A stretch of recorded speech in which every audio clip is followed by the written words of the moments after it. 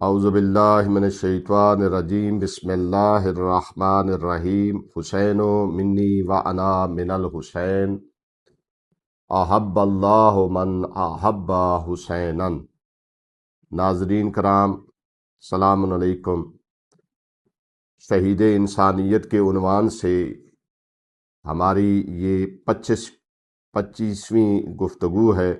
آج 25واں دن ہے اور ہم پہلے گفتگو کر چکے ہیں۔ آج ہم اس کتاب سے 5ویں باب کا آغاز کر رہے ہیں، جس میں مولا امام حسین علیہ السلام کی ولادت اور رسول پاک صلی اللہ علیہ وآلہ وسلم کے زیر سایہ ان کی تربیت کا تذکرہ ہے۔ آئیے حقائق جانتے ہیں۔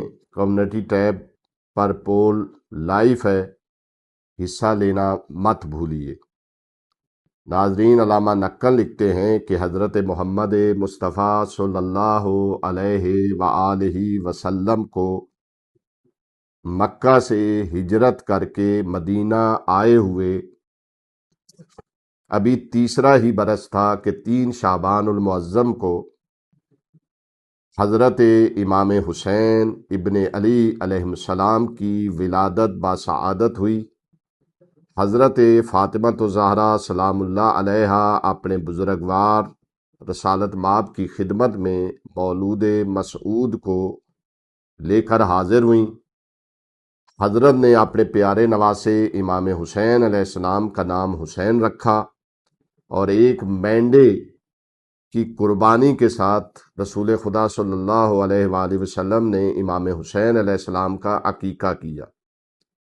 اب پیغمبر اسلام کی گود، جو اسلام کی تربیت کا گہوارہ تھی، ان 2 بچوں امام حسن اور امام حسین علیہ السلام کی پرورش کا مرکز بنی۔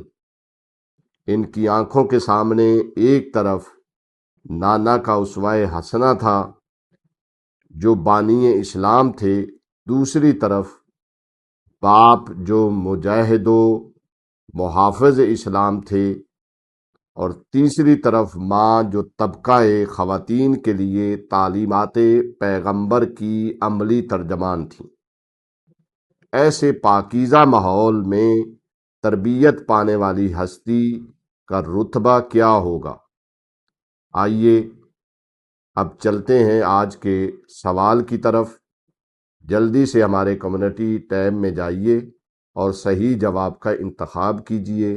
وآخر دعوانا ان الحمد للہ رب العالمین۔